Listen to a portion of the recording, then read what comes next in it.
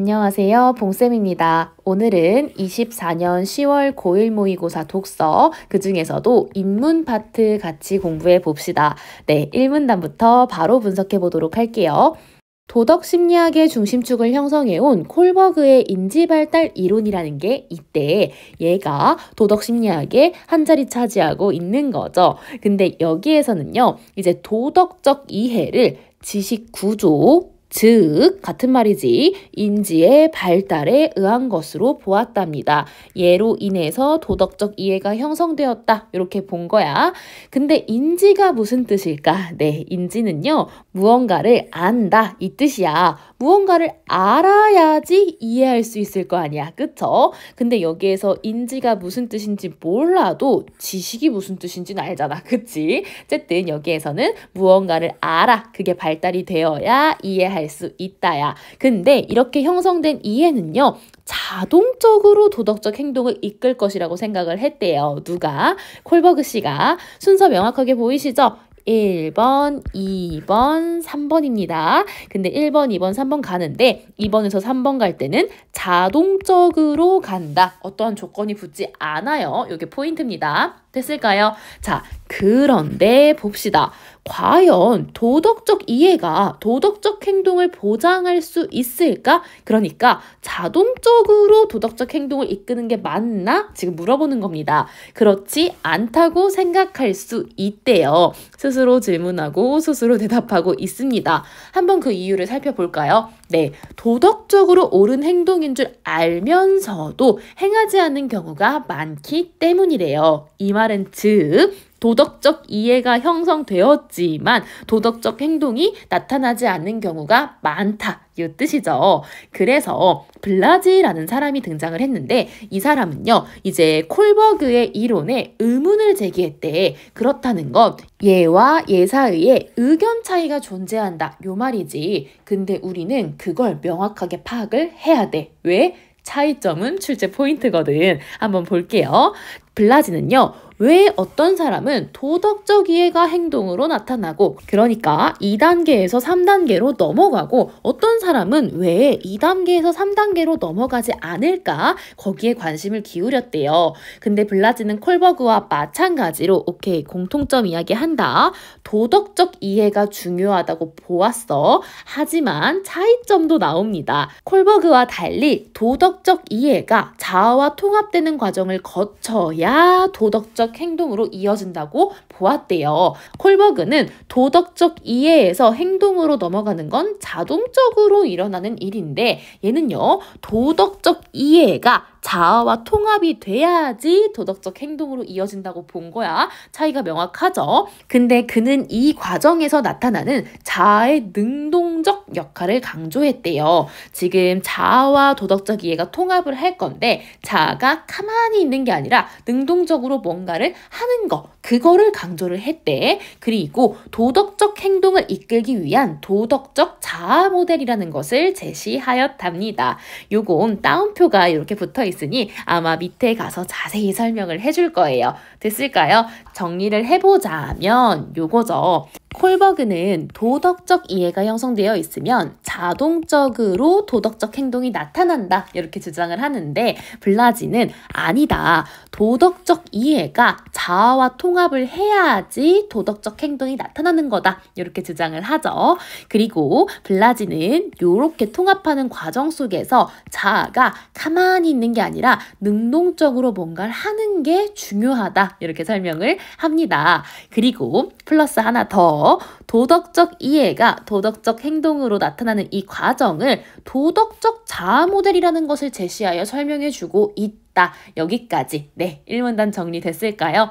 한 가지 더 놓친 게 있다. 둘 다 도덕적 이해를 중요하게 생각했다는 건 공통점이다. 됐나요? 그럼 도대체 도덕적 자아 모델이 뭔가 한번 2문단 가서 살펴보도록 합시다.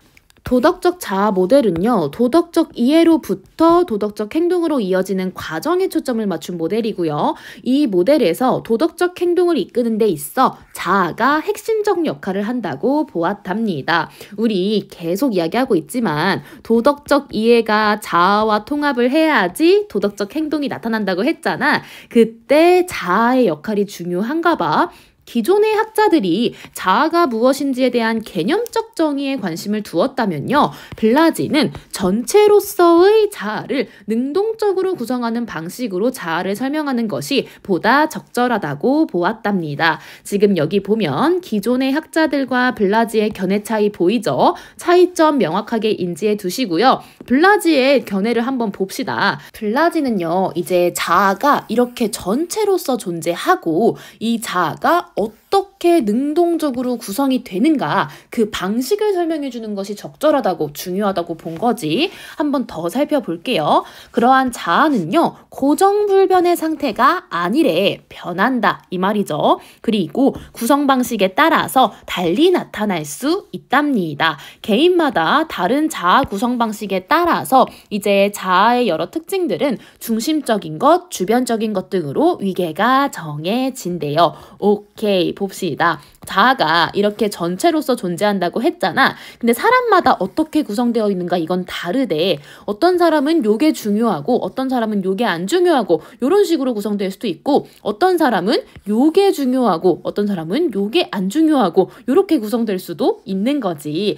예를 들어 어떤 사람은요, 자아를 구성하는데 친절이나 우정을 경쟁보다 중심적 위치에 둘 수도 있고 어떤 사람은 그 반대일 수도 있어요. 그래서 블라지는 자아에 대한 이러한 견해를 통해서 인간은 선천적인 기질에 따라 살아가는 수동적인 존재가 아니라는 점을 강조합니다. 즉, 능동적 존재다 이 말이죠. 됐나요? 네, 이 문단 끝입니다. 이 문단에서는 이 자아에 대해서 설명을 해주고 있는데 사람마다 자아의 형태가 다 다른 거야. 누군가는 이게 중요하고 누군가는 이게 중요하고 누군가는 요게 중요하고 그치? 어찌됐든 간에 중심적인 것, 주변적인 것 등으로 위계가 정해진 상태다. 사람마다 그 상태는 다 다르다. 근데 그거는 선천적인 기질에 따라서 결정되는 게 아니라 능동적으로 구성이 되어 있는 거다. 요게 포인트입니다. 그러면 이걸 바탕으로 3문단 넘어가 봅시다.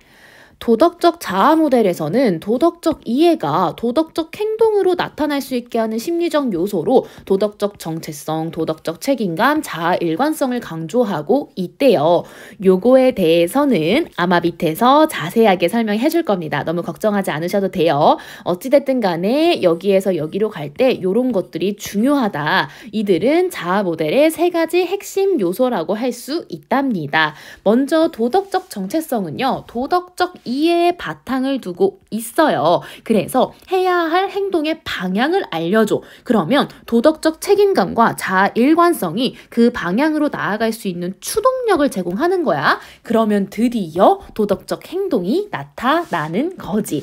요건요, 순서가 있는 말들이었네. 그치? 도덕적 이해에 기반을 둔 도덕적 정체성이 이제 방향을 알려주고 얘네가 추동력을 제공하고 그럼 드디어 행동이 나타나는 겁니다. 그러면요, 과연 얘네가 뭔지 밑에 가서 한번 살펴보도록 할게요. 도덕적 자아 모델의 첫 번째 구성 요소인 도덕적 정체성은요, 뭐냐면 이제 도덕성을 자아 중심에 두는 것, 즉 도덕성과 자아를 통합하는 것을 통해서 정체성이 형성된 것을 의미한대요. 얘랑 같은 말이죠. 근데 우리 아까 자아에 대해서 배웠잖아. 전체로서의 자아는 어떻게 구성되어 있다고 했어? 중요한 것, 그 다음에 별로 덜 중요한 것, 이런 것들로 위계 질서가 있는 상태로 구성되어 있다고 했죠. 그때 가장 중심에 뭘 두는 거다? 도덕성을 두는 거다. 여기에서 말하는 도덕성이란 이제 선과 악에 대한 보편적인 인식을 의미한대요.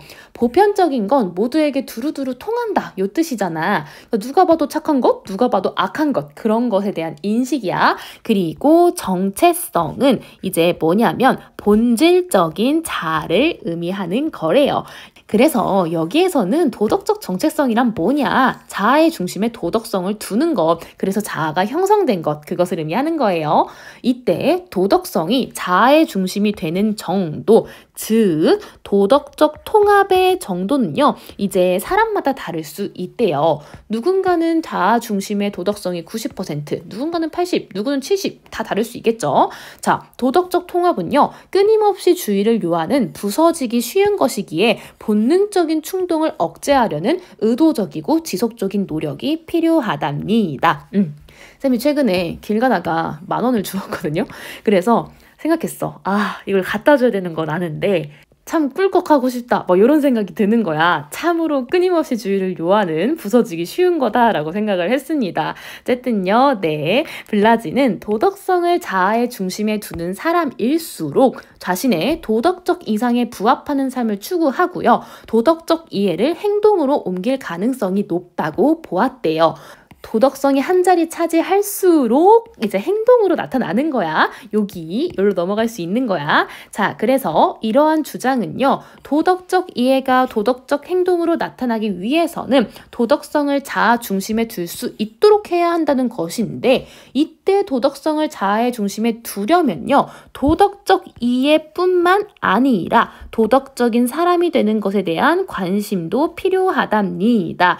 요 말은 도덕적 정체성을 형성하려면 어떻게 된다? 당연히 도덕적 이해도 있어야겠지. 플러스 뭐도 있어야 된다? 관심도 있어야 한다. 요 말입니다. 됐나요? 네, 요 문단에서는 도덕적 정체성에 대해서 알아봤어요. 이렇게 자아의 중심에 도덕성을 둬 그 다음에는 어떻게 해야 하는지 한번 살펴봅시다. 어떻게 해야 도덕적 행동으로 나타날 수 있는지.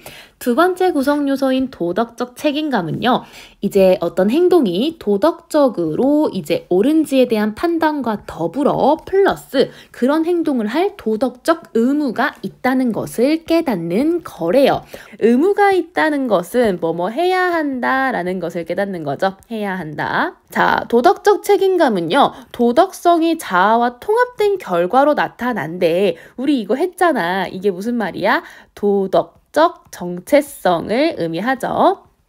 자, 그래서 도덕적 책임감은요, 반드시 도덕적 행동으로 나타나야 하는 스스로에 대한 욕구이며 외부의 기대나 요구에 의해 부여되는 것이 아니래요. 자아가 스스로에게 요구하는 엄중한 의무에 의해 생기게 되는 거랍니다. 됐나요? 정리해보자면 도덕적 책임감은 얘의 결과로 나타나는 거고 이제 내가 도덕적인 어떠한 행동을 해야 한다라는 의무를 이제 깨닫는 게 바로 도덕적 책임감이다. 그 의무는 누군가에 의해서 깨닫는 게 아니라 스스로 깨닫는 거다. 그러면 이제 도덕적 행동으로 나타나기 위해서는 어떤 과정이 더 필요한지 한번 살펴봅시다. 세 번째 구성 요소인 자아 일관성이라는 게 있는데 얘는 자신의 자아의식과 일치해서 살아가고자 하는 인간의 경향성을 의미한대요. 여기 경향성 할 때 향은요. 향하다 이 뜻입니다. 어떠한 현상이나 행동 따위가 어떤 방향으로 기울어지거나 쏠리는 성향을 의미하는데 요 단어는 많이 나오니까 꼭 알아두세요. 자, 요거 풀이를 한번 해보자면 지금 요 자신의 자아의식 뭐야? 도덕성이지. 그것과 일치해서 살아가고 싶어 하는 마음을 의미하는 거야. 얘랑은 좀 달라. 얘는 해야 한다고, 얘는 하고자 하는 마음인 거야. 됐니? 도덕은 아니지만 우리 공부를 예로 한번 들어보자고. 공부가 옳은 거다. 판단은 섰어. 근데 해야 한다라는 마음이 들면 어때? 스스로 깨달았어. 그러면은 공부를 하는 행동으로 나타나겠지. 플러스 이제 내가 공부를 하고 싶다라는 마음이 생기면 어때? 행동으로 나타나겠지. 그래서 얘와 얘는요. 이제 이건 거야.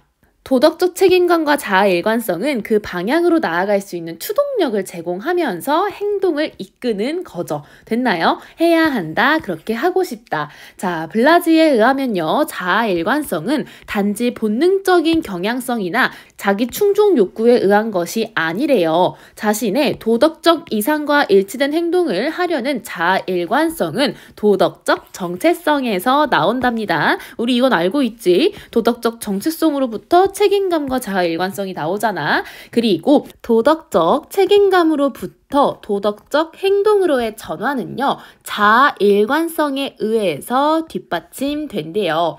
자신의 판단에 따라 행동하지 않는 것이 자아 균열을 의미하기 때문이다. 이렇게 이야기를 하는데 그러면 자아 일관성은 뭐라는 거야? 자신의 판단에 따라 행동한다. 이걸 의미하지. 그래서 자아 균열이 생기지 않는다. 이걸 의미하는 거죠. 공부도 누가 시켜서 하면 안 하잖아. 내가 해야겠다 판단이 서야지 하지, 그치? 자, 어찌됐든요. 자아의 여러 특징들 중에 선, 정의, 공평등과 같은 도덕적 범주를 자아의 중심에 두면, 그러니까 자아의 중심에 도덕이 있으면요. 자신의 도덕적 정체성과 일치된 행동을 하고자 하는 자아 일관성은 도덕적 행동을 이끄는 추동력이 된답니다. 됐을까요? 네, 자아 일관성도 끝입니다.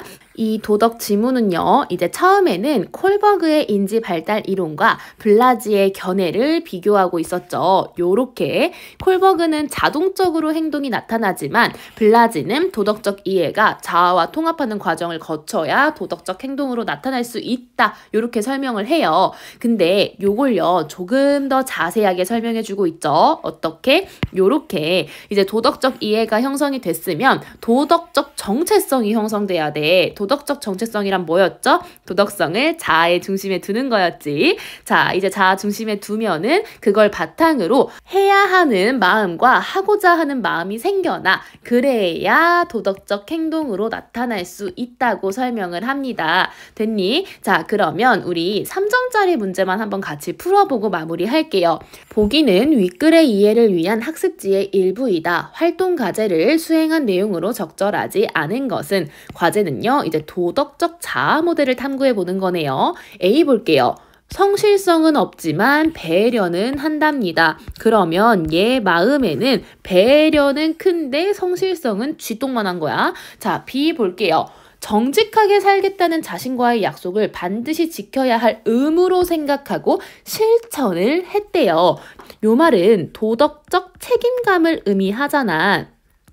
근데 이 책임감이 이 사람은 행동으로까지 나타났네. 그치? C 볼게요. 정직하게 살겠다는 다짐을 지키려는 노력을 지속하지 못하고 본능적으로 거짓말을 반복했답니다. 이 말은 즉, 이 사람은 도덕적 행동으로 나타나지 않았다. 요 말이죠. 그리고 우리 아까 요 본능적으로 거짓말을 반복함과 관련된 말이 여기 나왔었어. 어디냐? 여기 볼게요. 도덕적 통합은요, 끊임없이 주의를 요하는 부서지기 쉬운 것이기에 이거를 억제하려는 노력이 필요하다고 했는데 이 사람은 노력이 부족해서 억제하지 못한 거잖아. 그러면 요 말은 즉 뭐라고 해석하면 돼? 도덕적 통합 정도가 낮다라고 이야기하면 되겠죠. D 볼게요. 교사가 제시한 실천 과제에 따라서 도덕적으로 바람직한 행동을 일상에서 생활화했대. 이 사람은 행동으로 나타났네. 그 말은 즉 요거를 거친 거죠. 네, 그러면 볼게요. 1번 A는 자아를 구성하는 데 있어 배려를 성실보다 더 중심 위치에 놓았겠군. 맞는 선지. 2번 B는요. 자아가 스스로에게 요구하는 엄중한 의무에 의해 자신의 약속을 반드시 지킬 의무가 있다고 생각했겠군. 이 말은 즉 도덕적 책임감이 있군. 요 말이죠. 2번도 맞는 선지. 3번 볼게요. C는 도덕적 통합을 위해 필요한 본능적인 충동을 억제하려는 거짓말을 억제하려는 지속적인 노력을 하지 않아 거짓말을 반복한 것이겠군. 3번도 맞는 선지죠. D는요. 외부의 요구에 의해 도덕적 책임감이 부여되어 바람직한 행동을 생활화했겠군. 도덕적 책임감은 아까 뭐라고 했냐면 스스로에 대한 욕구이지 외부의 기대나 요구에 의해 부여되는 것이 아니라고 했어. 그래서 정답은 4번입니다. 지금 보면 요 말 때문에 많이 낚인 거잖아. 교사가 제시한 실천 과제. 그치? 교사가 이걸 제시했어도 행동으로 안 나타나는 사람도 있을 거야. D가 행동한 이유는 선생님이 시켜서가 아니라 도덕적 책임감과 자아 일관성이 생겨나서 행동을 한 거야. 그래서 정답은 4번입니다. 5번 볼게요. B는 C보다 정직이라는 도덕적 범주를 자아와 통합한 정도가 더 높을 수 있겠군. 얘는 행동으로 나타나고 얘는 행동으로 나타나지 않았잖아. 그치? 아까 어디였냐? 여기 한번 볼게요. 도덕성을 자아 중심에 두는 사람일수록 자신의 도덕적 이상에 부합하는 삶을 추구하며 행동으로 옮길 가능성이 높다고 봤지. 그래서 5번도 맞는 선지가 되겠습니다. 됐을까요? 네, 혹시 다른 문제 풀다가 궁금한 거 있으면 얼마든지 물어봐 주시고요. 네, 그럼 여기서 마무리하도록 할게요.